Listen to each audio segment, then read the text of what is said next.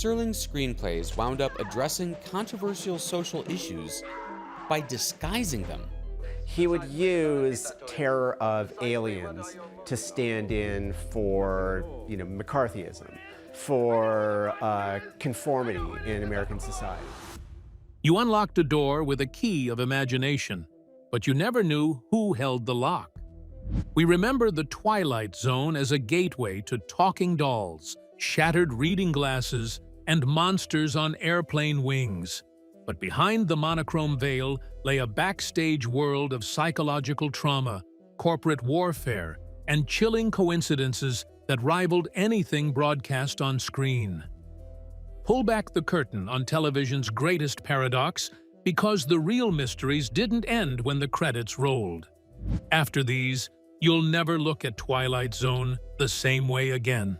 The Invisible Shield. Rod Serling was a man at war with the very people who signed his checks. Before he ever dreamed up a landscape of flying saucers, he was a celebrated television playwright deeply frustrated by corporate censorship. Every time he tried to write a serious drama about real-world issues like racism, corporate greed, or the psychological fallout of war, network executives and corporate sponsors would descend upon his scripts with red pens. They were terrified of alienating potential buyers of their cigarettes, automobiles, and laundry detergents. The censorship bordered on the absurd. One sponsor even forced Serling to remove a reference to gas chambers because they sold household gas. Serling realized that to speak the truth about the real world, he needed an invisible shield. He discovered that if he wanted to expose a neighborhood tearing itself apart over prejudice, he couldn't write about a minority family moving into a white suburb. Instead, he had to write about aliens turning off the electricity on Maple Street. If he wanted to attack totalitarianism, he had to set the story in a dystopian future where a fascist state declared an ordinary librarian obsolete. Network executives completely lacked the imagination to look past the surface level of these new scripts. They saw only monsters, spaceships, and ghosts, and assumed stories about Martians couldn't possibly offend a soap manufacturer. They happily approved them, thinking Serling had simply retreated into childish pulp fiction. But Serling had pulled off a brilliant act of creative sabotage. By wrapping his social commentary in the bizarre fabric of science fiction, he smuggled radical ideas into millions of living rooms, completely unchecked. How did this brilliant act of creative sabotage physically manifest on the set? Let's look at an episode that literally broke its main actor. The episode that left real scars. The transition from page to screen wasn't just a challenge of ideas, it was a grueling physical trial. When it came to shooting Time Enough at Last, the tragic tale of the book-loving bank clerk Henry Bemis, nobody anticipated the literal pain involved. Burgess Meredith, cast as the iconic survivor of a nuclear apocalypse, had to wear thick, heavy Coke bottle glasses to convey his character's severe nearsightedness. The props weren't fake, harmless lenses. They were actual, incredibly strong prescription glass that belonged to someone else. Wearing them for 12 to 14 hours a day utterly wrecked Meredith's equilibrium. Because the lenses violently distorted his vision, he could not see where he was walking on the jagged, rubble-strewn set. He suffered from constant, blinding headaches, nausea, and severe vertigo throughout the entire shoot. Crew members had to physically guide him by the arm between takes to keep him from tripping over the shattered concrete blocks that represented the final ruins of humanity. The physical misery perfectly fed into the performance, creating an unmatched sense of raw disorientation and despair. When the heartbreaking climax arrived, and Bemis accidentally dropped and shattered his glasses, Meredith's cry of, "That's not fair!" carried an exhausted emotional weight that was terrifyingly real. The actor wasn't just mourning his books. He was channeling days of genuine sensory deprivation and physical agony. It remains a masterclass in suffering for your art, proving that the show's darkness was frequently tangible behind the scenes. But did you know that the sense of physical unease wasn't just captured on the actor's face, but also hidden directly in the sound waves? The ghostly dimension of the theme song. Think of the show's theme, and those four iconic, sharp, stabbing notes instantly echo in your mind. Yet, that legendary piece of music was an accidental masterpiece born from pure chaos.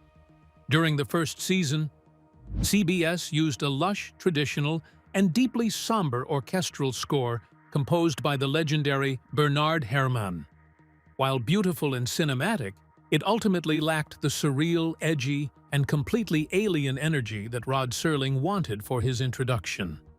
For the second season, the network desperately needed something fresh, cheap, and fast, so they turned to their international stock music library to find a budget-friendly solution. They discovered two short, avant-garde cues composed by a French musician named Marius Constant. He had recorded them for pennies during a frantic, experimental session in Paris, using just a guitar, a bongo, a saxophone, and an instrument called an ondes martineau, an early electronic device that produced an eerie, ghostly, pitch-bending wail. The network executives took these separate, completely unrelated musical fragments, brought them into an editing room, and literally chopped them up with a razor blade. They spliced them together to form a brand new, Frankenstein-like composite track. The result was a sonic assault designed to make the human brain feel physically unsafe. Constant's disjointed, clashing notes intentionally lacked a traditional musical resolution, creating an instant feeling of psychological dread and spatial disorientation the second it hit the airwaves. Constant himself had absolutely no idea his music was even being used by an American television studio. He accidentally tuned in to watch the show on his own television set one evening, completely shocked to hear his low-budget European experiment acting as the theme song for a global phenomenon. It proved that in this dimension, even the music was stitched together from the remnants of a fever dream.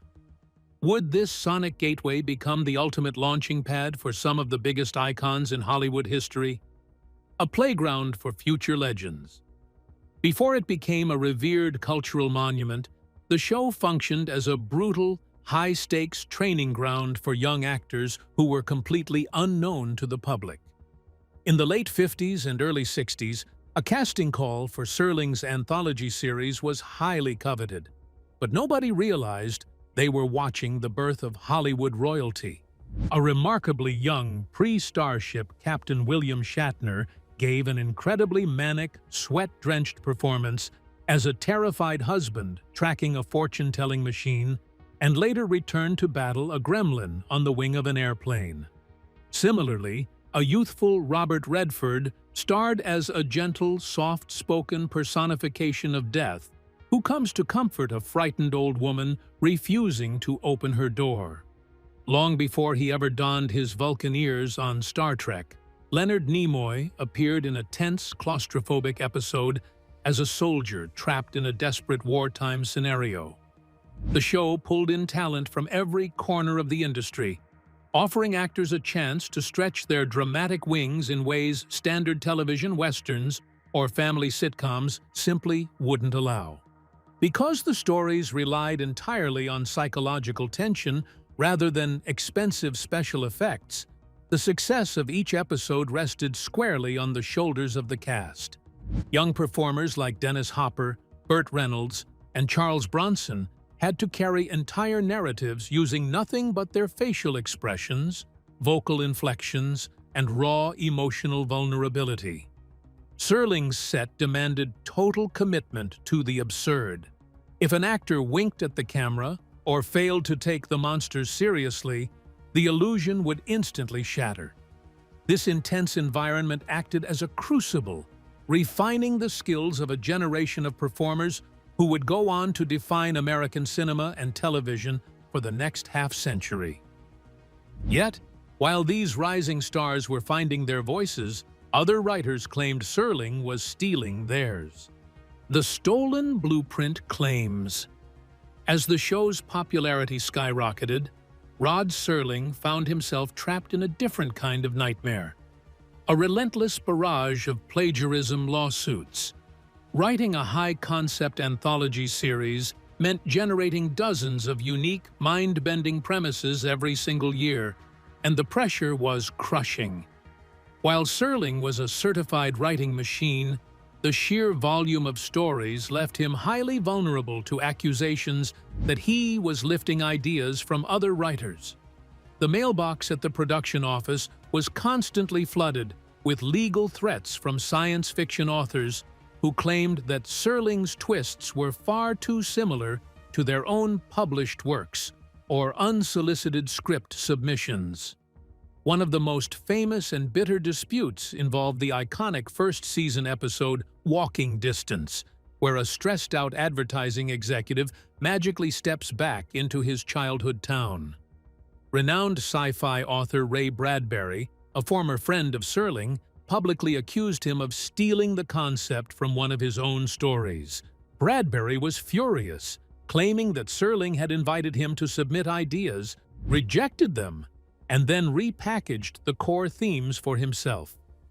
The friendship disintegrated permanently, and Bradbury famously went on to describe Serling as a prodigious collector of other men's ideas. Other authors, like pulp writer Arthur Feldman, filed formal lawsuits over episodes like The Monsters Are Due on Maple Street, claiming the paranoid suburban meltdown mirrored their own copyrighted material. Serling fiercely defended his integrity, maintaining that concurrent development of similar ideas was a natural side effect of the science fiction genre. He grew deeply paranoid, eventually instituting a strict policy where nobody could open a fan letter or script submission without a signed legal release. The stress of defending his own creative soul began to drain the joy out of his masterpiece, turning his dream job into a courtroom battleground. Was this mounting legal stress the reason the network decided to radically alter how the show physically looked? The studio that shattered under the budget. By the time the show entered its second season, network executives at CBS were panicking over the ballooning production costs. Because the anthology format required completely new sets, costumes, and actors every single week, it was vastly more expensive to produce than a standard sitcom or western. Desperate to cut corners, the network forced Serling into a bizarre and deeply unpopular technical experiment. They demanded that 6 episodes of the second season be shot on cheap industrial videotape instead of the high-quality 35mm film that gave the series its rich, cinematic, and moody atmosphere.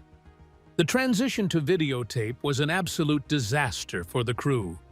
The massive, clunky studio television cameras of 1960 were not designed for the fluid, artistic movement that the show required. They were heavy, rigid, and restricted the directors to sterile, stage-like setups. Furthermore, the editing process for videotape back then was incredibly primitive, requiring technicians to literally cut the physical tape with a razor blade and splice it together using adhesive. This meant the fast-paced, sharp editing cuts that built the show's signature suspense were suddenly impossible to pull off, slowing the pacing down to a crawl. When these taped episodes, such as The Lateness of the Hour and Night of the Meek, finally aired, audiences were deeply unsettled, but for all the wrong reasons. The crisp, harsh lighting of the videotape stripped away the deep shadows and eerie atmosphere, giving the episodes the cheap, tacky look of a daytime soap opera or a live news broadcast. Rather than feeling like they were entering a mystical, otherworldly dimension, viewers felt like they were watching a poorly funded stage play. The experiment failed so spectacularly that CBS abandoned it immediately, returning to film, but the damage to the season's artistic consistency was already done. Yet, as the production returned to film, an entirely different and far more sinister shadow began to fall over the physical props on set. the tragic curse of the shattered prop.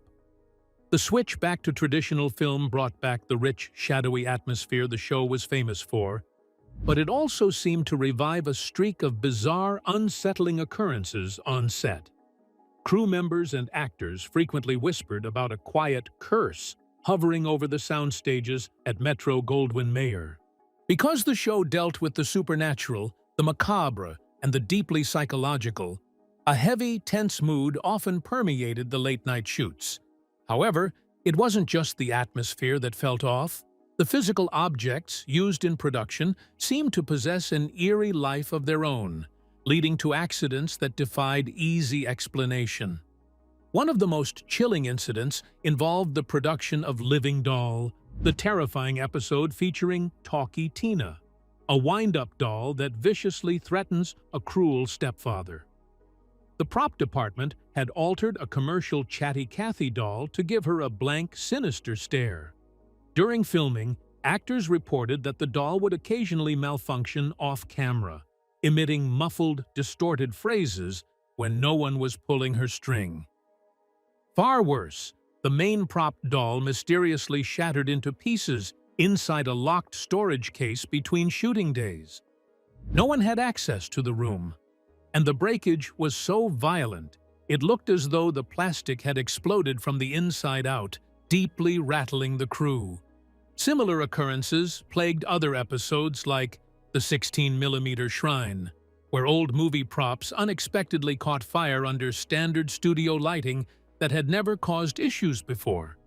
Actors grew superstitious, with some openly refusing to touch certain items between takes out of fear of inviting bad luck. Rod Serling himself, a man deeply attuned to the strange rhythms of life, reportedly joked about the set being haunted, but the exhaustion on his face suggested he felt the weight of these dark coincidences. The line between fiction and reality was thinning, creating a backstage anxiety that crept directly into the final film. Did this underlying dread make the network eager to bury an episode that cut just a little too close to real-world trauma? The episode too terrifying for network TV. While ghost stories and broken props made for spooky studio gossip, it was a terrifyingly realistic exploration of human hatred that truly panicked network executives. In 1964, during the 5th season, Serling produced an episode titled The Encounter, starring a young George Takei and veteran actor Neville Brand. The story was a claustrophobic, psychological pressure cooker set entirely inside a dusty attic, where a white World War II veteran and a young Japanese-American man find themselves trapped together with a mystical, cursed samurai sword. As the heat rises in the attic, the sword acts as a psychological catalyst, stripping away their civilized exteriors to reveal raw, unhealed wartime trauma, deep-seated racial prejudice, and violent xenophobia. The dialogue was explosive and incredibly ahead of its time, directly addressing the lingering American guilt over Japanese internment camps and the brutal psychological scars of the Pacific Theater. Brand and Takei delivered performances that were so visceral, aggressive, and charged with racial slurs that the atmosphere on set during the shoot was described as completely suffocating. When the episode aired, the public backlash was immediate and severe. Civil rights groups and Japanese-American organizations protested the episode, furious over its depiction of a Japanese character whose father was portrayed as a traitor during the Pearl Harbor attacks. Panicked by the controversy, CBS immediately pulled the episode from the syndication package. For decades, The Encounter was effectively banned from American television, completely omitted from marathons and reruns. It became a legendary, lost artifact, an episode deemed far too raw and terrifyingly honest for the comfortable living rooms of network TV. Yet, this explosive look at wartime trauma wasn't just a fictional exercise for Serling.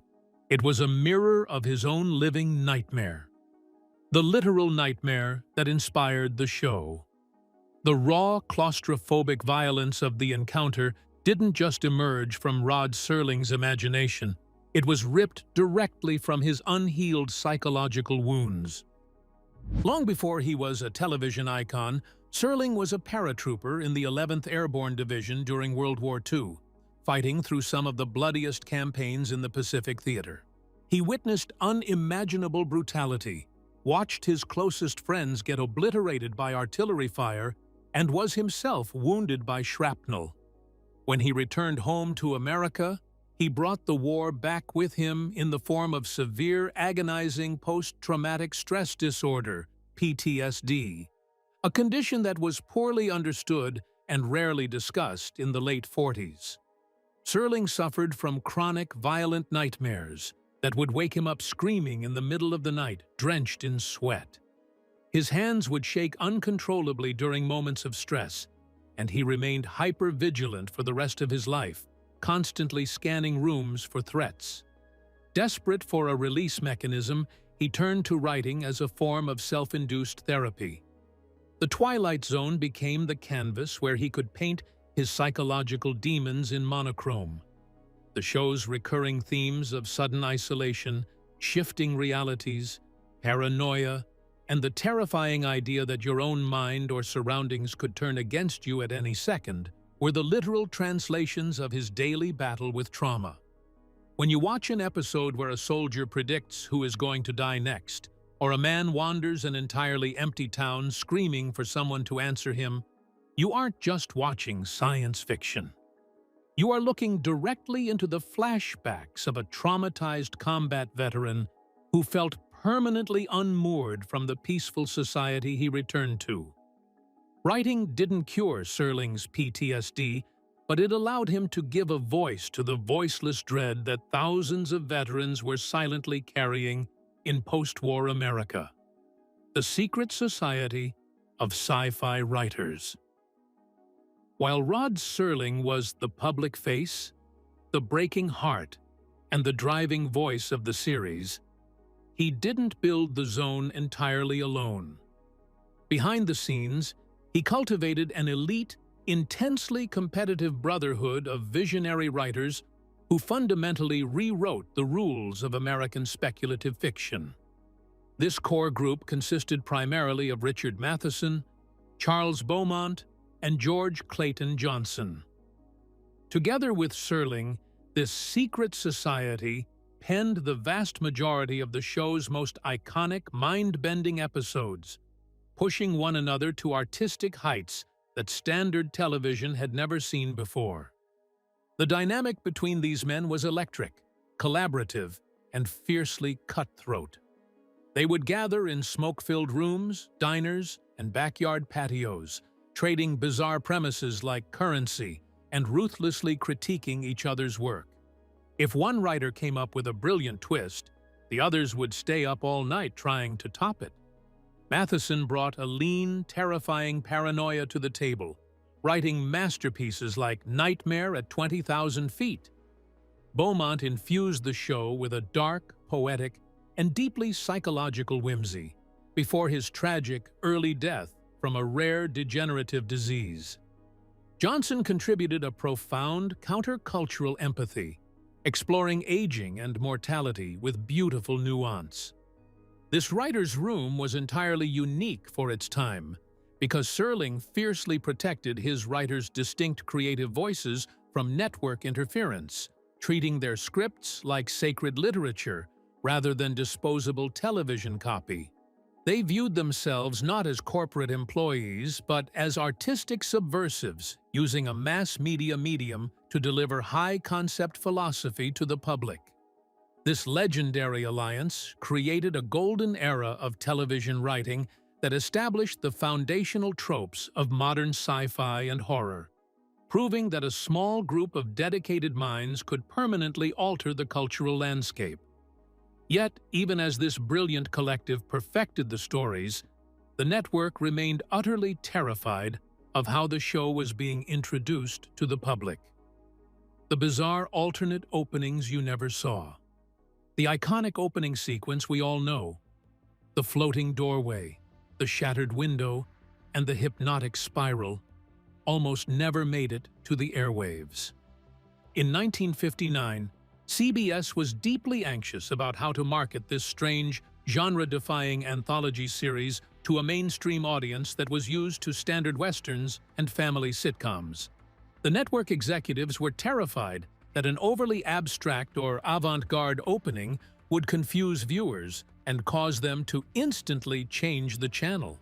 As a result, the initial visual and auditory concepts for the show's introduction went through a series of bizarre, discarded iterations that felt radically different from the masterpiece we eventually received.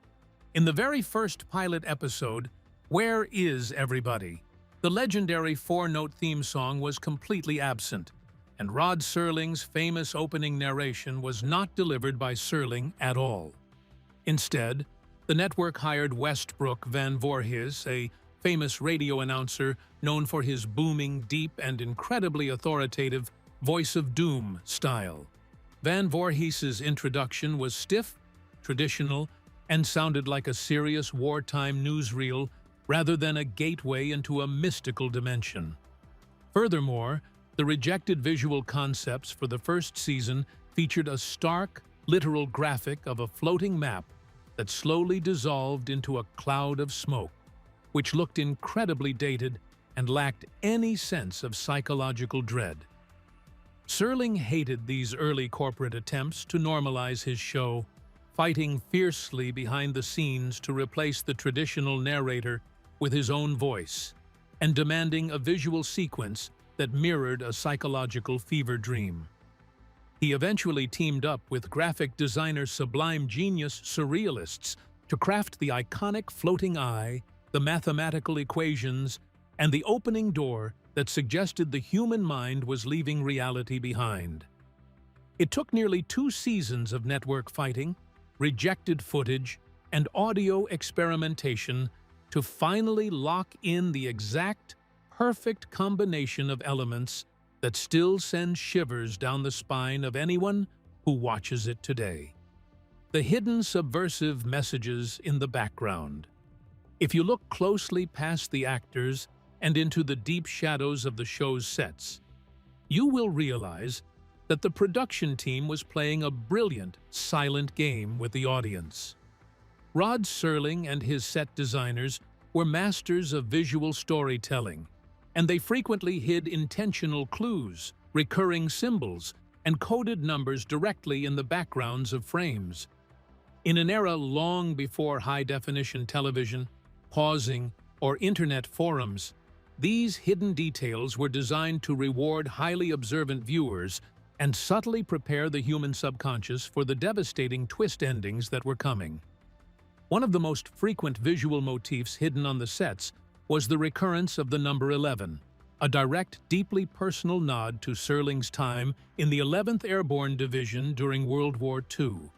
This number would secretly appear on room doors, license plates, clock faces, and street signs in moments right before a character's reality was about to shatter.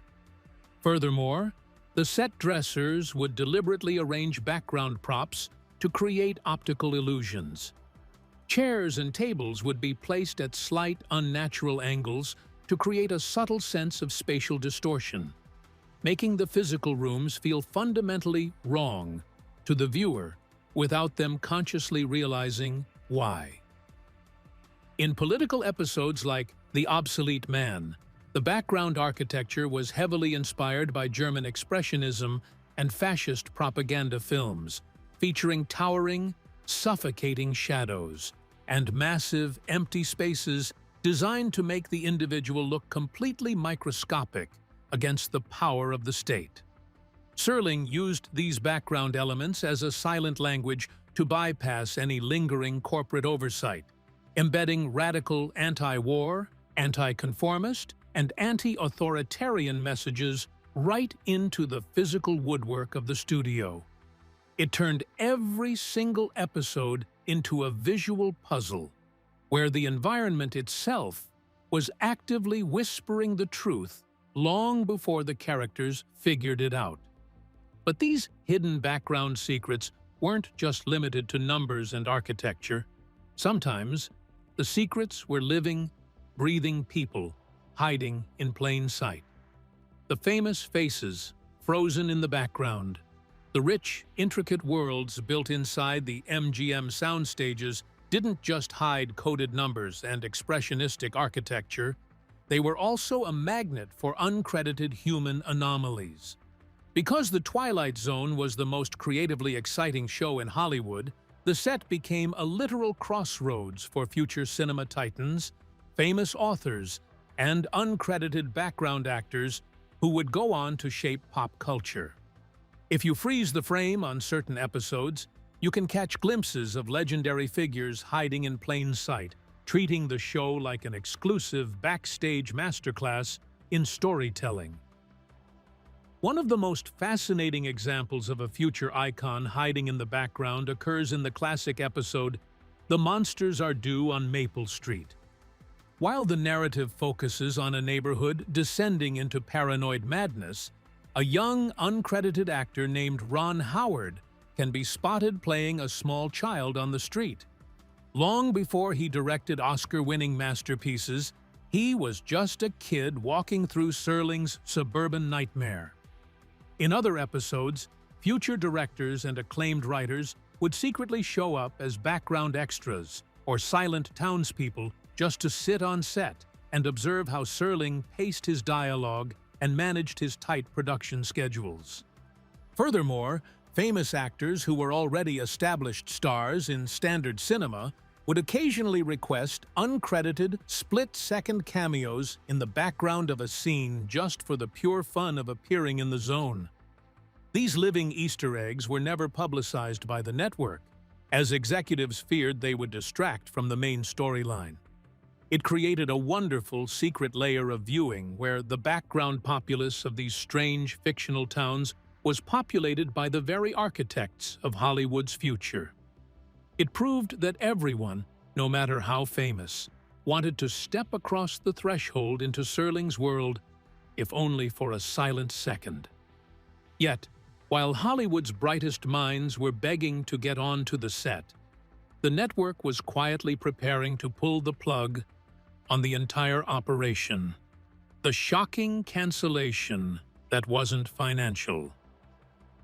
By 1964, the show had become an indelible part of the American cultural fabric, which made its sudden, permanent cancellation at the end of the 5th season a massive shock to the public.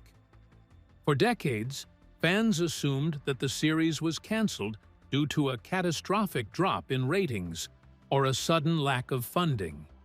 However, the truth behind the show's demise was far more complicated, rooted in corporate fatigue, creative exhaustion, and a bitter, prolonged power struggle between Rod Serling and the network executives at CBS. The reality was that Serling was physically and mentally running on empty. He had written an unbelievable 92 scripts over the course of 5 years, a workload that would have destroyed a team of 10 writers. He was smoking up to 3 packs of cigarettes a day to cope with the stress, and his severe wartime PTSD was worsened by the relentless, never-ending pressure of studio deadlines.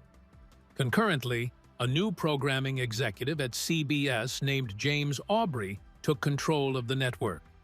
Aubrey famously loathed high-concept intellectual dramas and wanted to replace them with cheap, mindless comedies and rural sitcoms like the Beverly Hillbillies. Aubrey deliberately sabotaged the show by shifting its time slot, cutting its budget, and demanding that Serling tone down his complex philosophical themes to make the show more accessible to a passive audience. Exhausted from fighting the corporate suits and unwilling to compromise his artistic integrity any further, Serling finally capitulated. He sold his shares of the show back to the network, effectively walking away from his own creation. The cancellation wasn't a failure of popularity. It was a deliberate corporate execution of an intellectual masterpiece to make room for low-effort, highly profitable entertainment.